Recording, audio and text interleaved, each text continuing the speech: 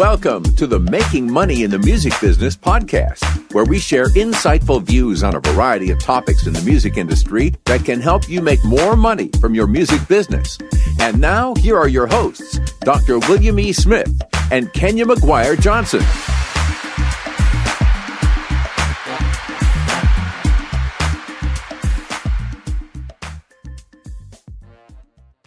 Hey, Kenya, we're back. Dr. Smith, we are back. It is spring. Yep, spring has sprung. Spring has sprung. Spring has sprung. And technically, we have, by the time listeners hear this, we will have had a whole full week, over a week of spring. Yep, exactly. Yep. I bring up weather because I'm incredibly driven by what's happening. We've seen that over these years. We've done this podcast. I get so much. Is a driver of your mood. It is, which is why I need to move definitely to Fiji. I think I would be set. But anyway, we have an exciting episode. We are doing our Artists on the Rise. We've been finding amazing artists new in this industry, but some not so new, but just really emerging and really starting to get their name out there. So, and this is actually an artist that Dr. Smith knows fairly well. He'll explain that more in our intro. But before we go there, what is our music tip for the week? Music tip, excuse me. Music tip for the day. Get the frogs out. Gotta get the frogs out. Yeah, gotta get that morning voice. Gotta get that, because Will's morning starts at 3 p.m. But anyway, go ahead. No. Go ahead. Well, it's musician life. That's what it is. You're not gigging. I don't want to hear all that. Go ahead. Music. Yeah, well, I'm gigging at home. Mm-hmm. So anyway. Our music tip for the day is actually one of the emails I got from CD Baby. They actually have a promotion, but there's a company called Note Tracks. And I don't know if any of y'all have heard about them, but they basically streamline your online music collaborations.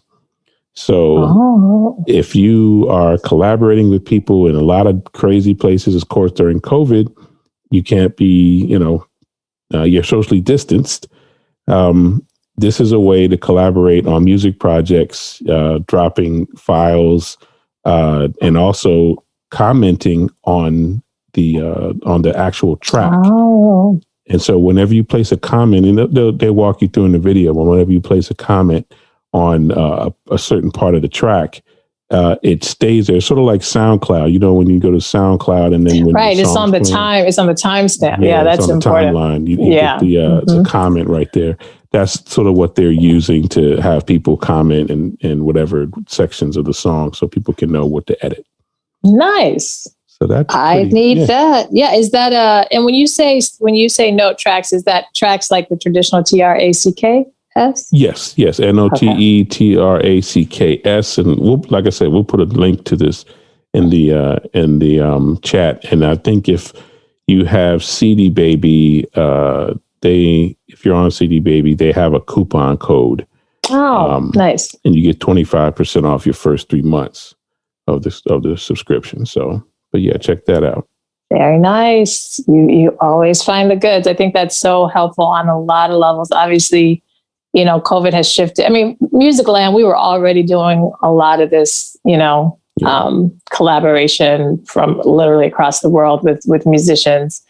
But I think now it has really pretty much solidified the need. And I think making that communication and even, when you're working with international musicians, maybe where English is a second language or these types of things, I think that's also really helpful because you can just kind of say, look, right here, boom, boom, boom. And everything is digital now. We've already had a bunch of other music tips of, song splits. I mean, you can just do everything pretty much virtually now. Absolutely. Absolutely. Yeah. All righty. So we have a special guest, and this time Dr. Smith's going to introduce. Sure. Yeah. So we have one of my students from Bowie State University, and he was in the jazz ensemble when I was directing it, trombone player, but also he's in the music technology program. and he's a dedicated student, and I'm proud of him. He's always on the case and coming to class and studying and doing his work. So I'm looking for big things for him in the future. So I'm trying to remember. You're on campus right now, yeah. right? Yeah. Okay. So yes, sir. Yep. So this is Spencer Short. Hey, Spence. How y'all doing? I also go by Issa Goldyyy. Is it .Goldyy on Instagram? ISSAGOLD and 3 Ys. Issa Goldyyy. Okay, so should we say during this interview, just out of respect, should we say Spencer, or Issa Goldyyy? Y'all can call me Goldyy. Goldyy. I love it. All right, that's gonna be nice and easy. Okay. Yep. Well, welcome. It's really good to have you. It's always a pleasure to meet Will's students and to know. I think it's important for listeners on a lot of levels to hear from students and people who are emerging and the different things that you're doing to make sure you're solidifying this career in music. So we would love for you to start by maybe just telling us a bit about yourself and what brought you to trombone? Because I think trombone players, I'm fascinated that you're just sliding something and making, I've always been fascinated with trombone players to make it sound good. You can sound bad on trombone, but good. But good. So kind of what brought you there? And then now in this music tech space. Well, for starters, I got into trombone when I was about 13. I had recently just joined the marching band in my high school, and I wanted to play trumpet, but my lips aren't small enough to play trumpet. So my band director said, "Hey, we're gonna put you on trombone." And I'm tall, I got long arms, so he's like, it works out perfectly, and I've just been playing ever since. Do you enjoy it? I mean, yeah, it's definitely a fun instrument. It takes time. It's not as easy as people think it would be, but it's definitely fun. Cool. Awesome. Well, I'm gonna let we try to go back and forth. I'll take over, but I'm gonna let Will. Well, I'll just say ladies first. You you can ask another question. I got a bunch of them, but go ahead. Yeah, well, I guess that follow-up to that is, when you were in high school, were you thinking, all right, I want to stick with trombone and that's going to be my life. I'm going to be a jazz trombone or a marching. I mean, what were you thinking in high school prior to getting into college, and what you were thinking you were going to pursue? Well, honestly, I had no idea what I was going to do when I got to high school. I was kind of just there, I was a good student, but I had nowhere to go. And when I got to trombone, it introduced me to the world of music more so. Like, I've been playing instruments since I was younger, but I didn't really know what I was going to do. Like, I've had experience playing alto sax. I can play a little bit of keyboard. But like I said, I didn't know where I was going to go. And actually segues back into the second part of the question you asked earlier as to what made me get into producing and stuff, like for like my music tech, music industry side. Is my last year of high school, I had gotten into a DAW, which is a digital audio workstation for those who don't know. And it was GarageBand. It was something simple. And, I had a project in my class to make 8 bars of a song. And, I had never done that before. So when I started to do it, it's one of the most fun things I had ever done. I was like, I don't want to stop doing this. So pretty much it was just from there, I'm like, I'm going to be a producer. I want to be an engineer. I want to do all this. And then I was like, I want to incorporate trombone into that somehow. So I just wanted to, continue that on. I wanted to figure out how I was going to make that happen. And I ended up coming to Bowie, and I got a clear vision of that. Nice. Yeah. And now that you've been at Bowie for a number of years, not longer than your supposed stay, but you're on track. What do you think? What do you see as your next, I guess, 5 years after you have coming out of Bowie? So I would say my next 5 years coming out of Bowie would definitely be to get my name out there. Generate more business for myself. Make Issa Goldyyy be the name. One of the next Metro, the next Metro Boomin, or not something like Metro Boomin or the next Kenny Beats, but I want to be my own person and have my own staple. People know who I am, and it's because it's my own sound. But after that, I also want to find work at a studio. Hopefully, I'm going to speak into this. I want to work at Dreamville one day on my own record label. I want to start it within the next 5 years. So we'll see how that goes. Okay. Yeah. And from your time under myself and Dr. Pryor's tutelage, what do you think? What's one of the main things that we've taught you that you think you'll be taking with you? That music, the most important part of music is you, because you can know all the theory, all the basic things you need to know about it, like all the technical stuff, but it's not going to happen unless it's within you. Yep. You are the magic spice. That's why I try to keep telling people, don't keep trying to copy other people. You're the ticket. You're the thing that makes it special. So, I think it's really good that you're talking about having your own label, being a producer, / engineer, that people recognize your sounds, and you're going the route of school. And I was just recently in Clubhouse talking about, is school necessary for musicians? How would you respond to that question? If you were in that Clubhouse room, what would you say to that? Honestly, I think it depends. There's a lot you can learn from school, but there's also stuff you can learn from just doing it. Because in this industry, the most important thing is just getting the experience of doing it. You can read everything, but unless you actually know what you're doing, you have the experience, I don't think that you're really going to succeed. You have to take that step forward. And school can be a good segue. It depends though. It really depends, like a case by case situation. So I think it really just feels like whatever suits you best. If you do well in a classroom or you do well on your own, like just figuring stuff out. Okay, so I have a follow-up.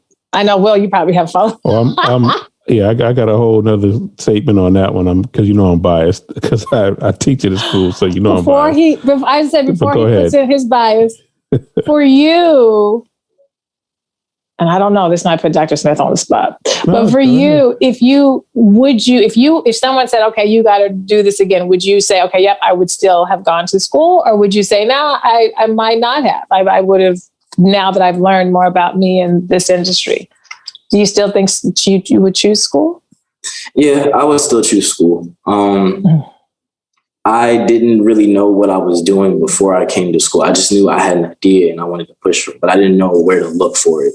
And school gave me that avenue to look for it, and also gave me connections to my current internship at the Sax House Studios. So I would definitely do it again. Yep. And that's my point. So every semester, I start out and I tell the students I don't know if you remember, what do I tell you in the beginning of the semester about why you should be in school? You can build connections. Lots and lots of connections. Yep. You build connections, but you also, schools have resources that you could never even pay for. Universities have opportunities and things coming through. It's a gateway. It's a clearinghouse of opportunities, and you just have to know how to use school. And a lot of people come in and have no clue what to do, and they're not asking questions. So when you get to school, you should just be asking everything, asking so many questions of everybody, and waiting for responses, and especially ask people who know, ask your teachers. But that's what you should be doing, because then you'll be guided in the right direction. So I tell the students, you can learn anything on YouTube. You don't need to go to college. You can learn anything on YouTube. But the reason why you go to college is for resources, networking, and what's my other thing? I have another thing that I tell you all. Resources, networking, and I can't remember what it is, but yeah, I don't know. The pathways to mentorship. Yeah, I was going to say, I think that school also school is like a playground. It's like the playground before life, right?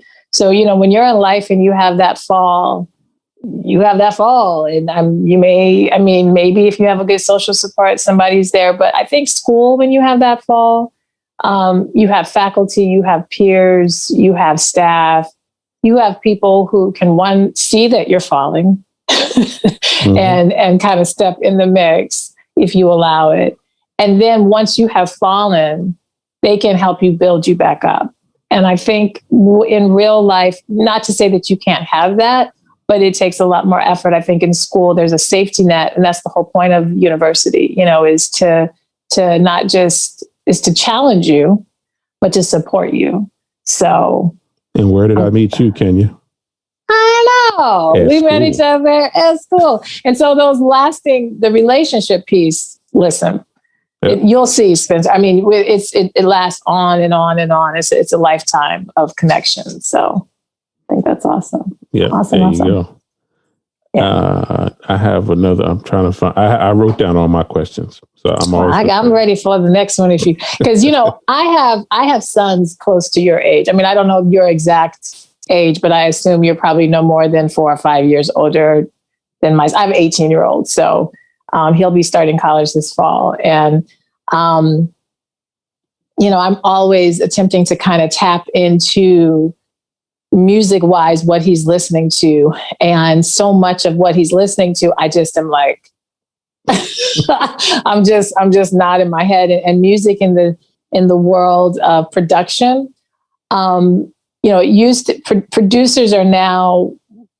We know producers. You didn't know. I mean, you knew producers kind of, back when you knew the big producers, but nowadays, producers are, they have almost their own fame to a certain, degree that's in the forefront.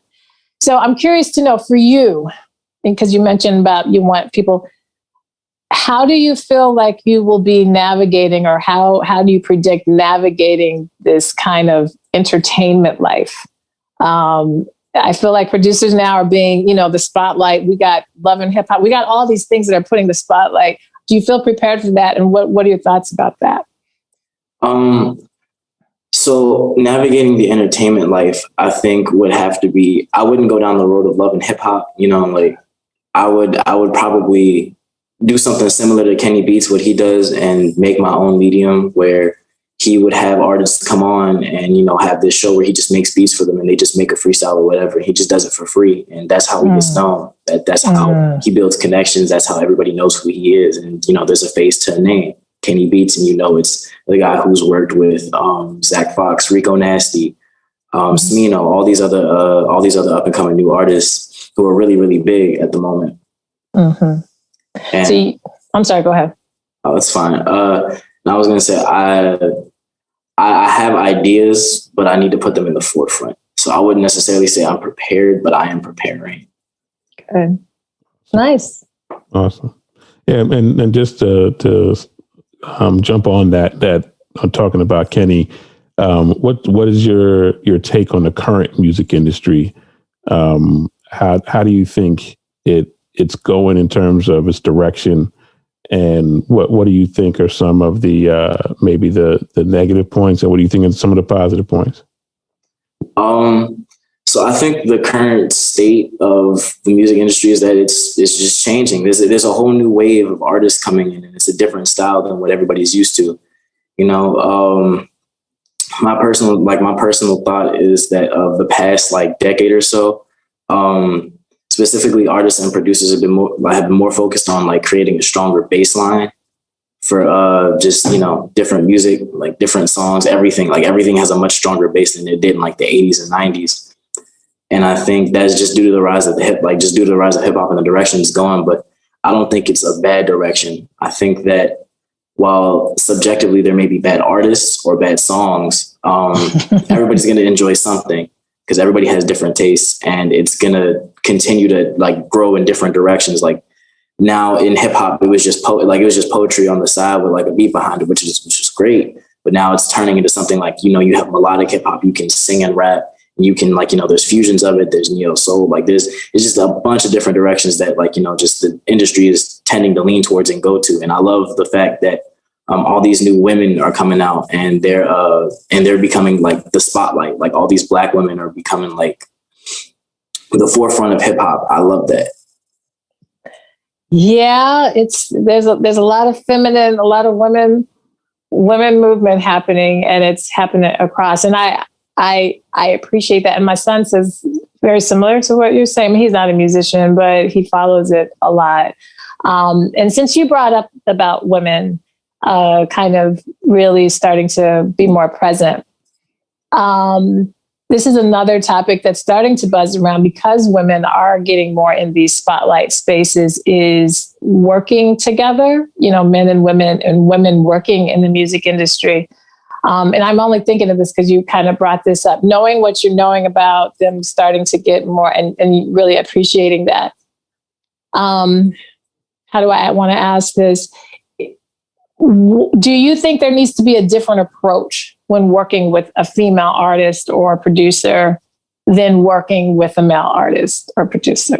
Or that might be a tough question, but there's a lot of interesting dynamics that happen, I think, for women. So your thoughts? My just thought towards it is just treat them like as though they're an artist trying to get the work out, It's the same as if, like you're a producer trying to get your song, like trying to get your track out to someone, and you're saying, okay, you rap on this, I can make this for you. Treat it the same way. They're all people. They're all, they're all humans. Just work together. Like my viewpoint is just work together. Like music is music. Mm-hmm. Yeah. So, yeah. What's your take? So you've had some of the music business stuff that I've taught, and what's your take on the current music, the business side of the music industry? What do you think would be, I guess, the best way, if you could like totally re-envision the music industry, the business side? Because we've talked a lot about the creative side, and that's it's great to see a lot of things happening. What would be, I guess, the best formation or iteration of the music industry on the business side? How would you envision that? How would you like it to work?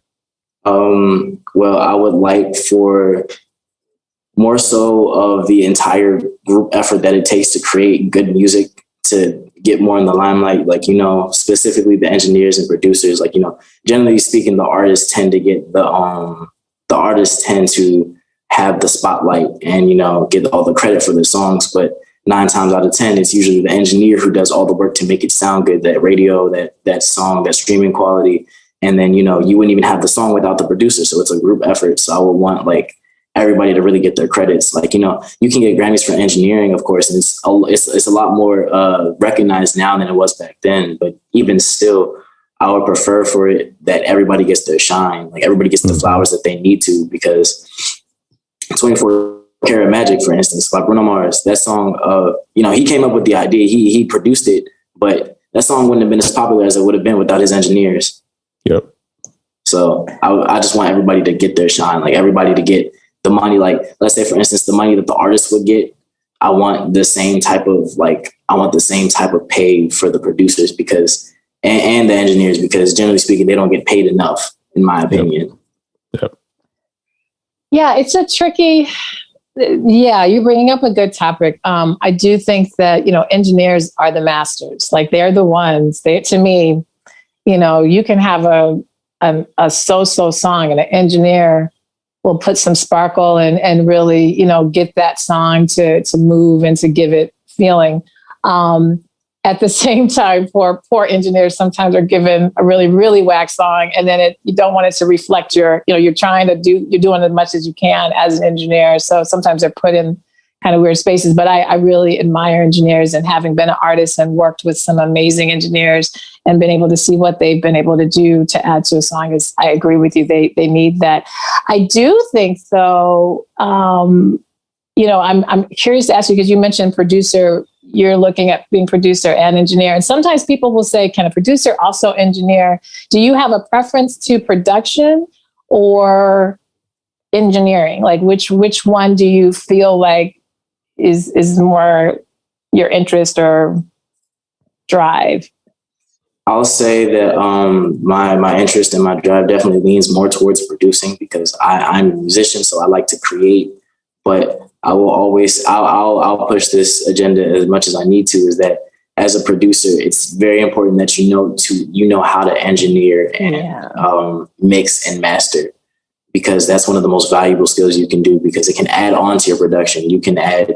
That's a whole new world that you can open up and also make make everything sound better just in general. Yeah. When I teach my class and talk about production and mixing, I talk about it as the mixing side is as if you are writing your music and you put the markings on the sheet music. So when you have piano or forte or rallentando, or you're putting the accent marks over the notes. That's mixing. That's what they did back in the day to mix. So when you wrote music back in the day, you had to mix your music, but you did it on sheet music. So as a producer, if you're writing music, you have to do the same thing. You have to mix while you're producing. And so, yes. I mean, being a producer, you sort of default go into being an engineer because you have to make your music sound, correct. You have the dynamics, you have that, all the accents and things. So, but yeah. Yeah. And I think, most of the producers that I work with, right. They have an engineering lens to them, but they also respect the boundary of engineers, because you have those engineers who are straight, just mixing and mastering engineers. And I think that and this is because as a vocalist, the engineering process is very different, taking in a vocal, and especially not just someone who's doing a hook, but like a vocalist. So I've got all kinds of things, all kinds of movement, all kinds of stacks, all kinds of, tone and sound and all of that. So for me, what I have found is when I can work with a producer who, like yourself, Spence, who has that music background, which is huge. It's a huge, huge part. So I commend you for that and keep up your chops in that. And it's funny because my main producer is a trombone player as well. And so his ability to hear for me vocally when I'm singing, because horns is his background, he hears accent and like where to add, for backgrounds, instead of just that traditional harmonizing, he's like, let's add this color. He colors beautifully. And I think it's because of his ear as a trombone player, because horn players, you're accenting, you're figuring out how I'm going to color this moment without interfering the melody when you have a singer.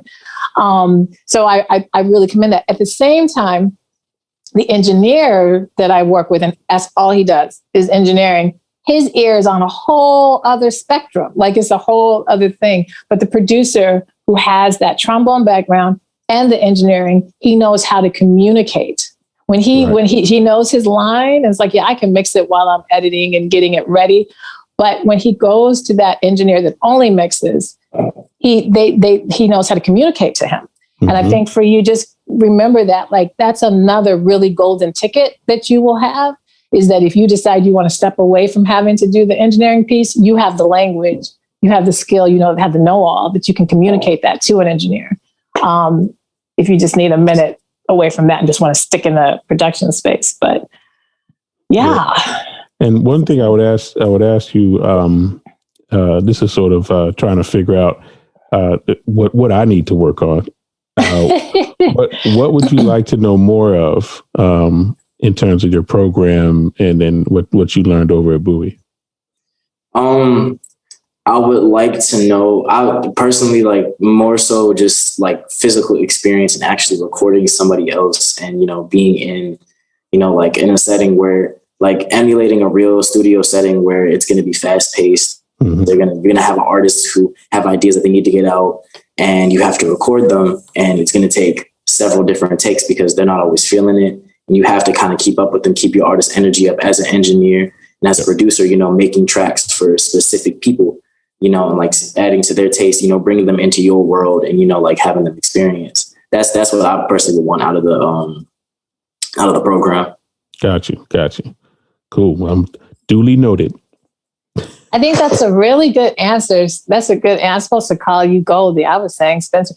Yes, I think that's a really good answer, because you're right. That's the world. That's the real world, is getting in there and being able to do and go. And, time is huge money in studios, and so, yeah, being efficient, but also being really respectful to the artist and knowing that, to get the best out of the artist is to be that producer or that engineer that creates a really safe space for artists to do whatever it is they do, whether you like it, don't like it, but just get them comfortable, get them so that they can give their best. So awesome. Yeah, that was good. So I have another, just a question, because we're living in this COVID life. And I'm really curious, as a student, how has this impacted you? Just going to school, still working, still driving when there's so much going on. How has this been for you, and how have you coped?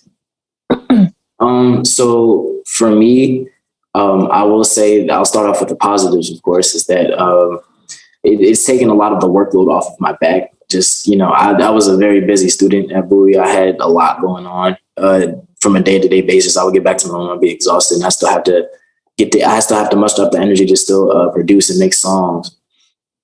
But as just everything switching to virtual now, I think that it caused me to have a certain type of discipline in the way that I get things done, because now it's, how in college it's usually like you make your own schedule, you have to hold yourself accountable.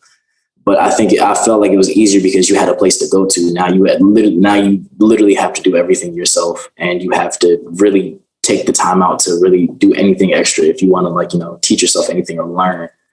I will say that I do miss being inside my building, having all the access to all the equipment that I need, having access to all the people who I need to talk to, just being a few steps away,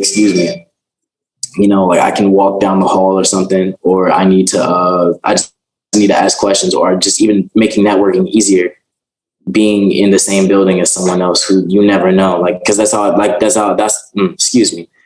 was saying, that's how I got my current internship. Was one of my classmates. He owns a studio. His name is Nate Slacks. He works at the Sax House. Well, he owns the Sax House. I work at the Sax House. That's how I got my internship. Cause I connected with him. I had a few classes with him, met him in person. But I think that as a whole, I do definitely miss the in-person aspect. Yeah. We had Nate on our podcast as well. Yep. So he talked about you. You were already a star, shining star on our podcast, because he did mention you and the work that you're doing with him. And I agree. I can't imagine being in college right now, not having that in-person space. But right. I will say, clearly your generation was built for this, because you guys are handling it way beyond any stride that I think I would handle. And because of your already tech savvy lives, I think, just prior to COVID, just the way that, whether it be communication or what have you, that has helped. But, kudos to you. And please, I think my biggest concern is that students will drop out or will just kind of give up because of that discipline you're talking about and organizing their time. So I hope that does not go in your brain anywhere, and that, you push through this season, because I believe by the fall, definitely you guys are going to be able to see each other. I don't think we'll ever honestly be 100% in person in any spaces, but I think that there will be more opportunities for being in person again. Yep. Yeah. So. I'm looking forward to it. This was good. This was really good. It's really refreshing. I see your vibrance, just like Nate, just, being excited about music's future. You are right. Music is changing quickly, but there are positives that I think sometimes, I know myself as a musician, can get kind of down on. But when I meet people like you inspire me. You're like, okay, I'm like, okay, there's hope, keep hope alive. This is an actual musician who is going in the game and attempting to really do the thing, and make real music. So Next gen. Yeah. Next gen. Yeah. Y'all are going to take it over. But thank you for hanging out with us and sharing your perspective. And we're going to be posting this podcast about posting your social media stuff. And if you could do that for us to share it with the rest of the audience, what's your how can we follow you? Yes. So the main avenue where I post all my music is Instagram. My Instagram is Issa.Goldyyy, ISSA.GOLDYYY. It's 3 Y's. You'll find a lot of the work that I do there. I have a much bigger library than what's on my Instagram. So, always feel free to, anybody who's interested. I'm a trap, hip hop, and R&B producer. So, always come my way. I'm always down to give up horn parts as well. Just run me my money. That's all I say. Run me my money. And so they should just kind of DM you on IG if they want to collaborate or get a little bit more information, or do you have somewhere separate you would like for people to actually contact you? Contact me on IG. DM is always the best way to reach me. Make sure you follow me first so I can see it and it's not a request. Yeah. I tell people that to follow so that I can, because otherwise you're going to get lost. Why 3 Y's? I just felt like it. Okay. 3 is the perfect number. So okay. Felt like it. Had to ask. Perfect. Well, we will be in touch because we want to follow up on you in some time to make sure you're still on this path and that you're contributing to the industry. Best of luck to you. Sounds like school's going to be ending. What, you guys have maybe another month and a half or so? Yeah, about 6 weeks. Yeah, about 6 weeks left. So push through. Do you know when graduation will be happening in your life? Is that fall 2021? I'm almost done. You're almost there. Yes. Yep. Yes. All right. Well, congratulations and keep pushing. And well, thank you for inviting. Yeah. Yeah, Goldyy. He's the one that took the initiative. I commend him. He's the one that took the initiative. So he asked me. Yeah. And to our listeners, if you are a new artist, emerging, developing, and you want to have an opportunity to be considered for our podcast, we do this series, Artists on the Rise. So feel free to email us at 3mbpodcast@gmail.com. I would say email us with a link for us to be able to hear your stuff. It's always helpful if we can also have a bio. Goldyy had the in because he already knows Dr. Smith. But those of you who maybe don't know us personally, but listen to the podcast regularly, or maybe this is your first time listening and you're just curious, we do review when people pitch themselves to be on the podcast. So be sure to do that. Awesome. All right. Another great podcast. Another great one. Well, you guys stay safe, healthy. I know there's the vaccine life happening. If you are about that life, take care of yourself that way. If you're waiting and still speculating, I get it. But just make sure you're taking care of yourself either way. Yep. And we will see you all next week. All right. Take care. Thank y'all for having me. Thanks for being here. Thanks. Bye. Bye. Thank you for listening, and we hope you enjoyed this podcast episode. Please subscribe to our podcast on your podcast player and leave us a rating and review. Also, please leave us a comment on our Facebook or Instagram page. And if you would like to contact us about a specific topic, you can email us at 3mbpodcast@gmail.com.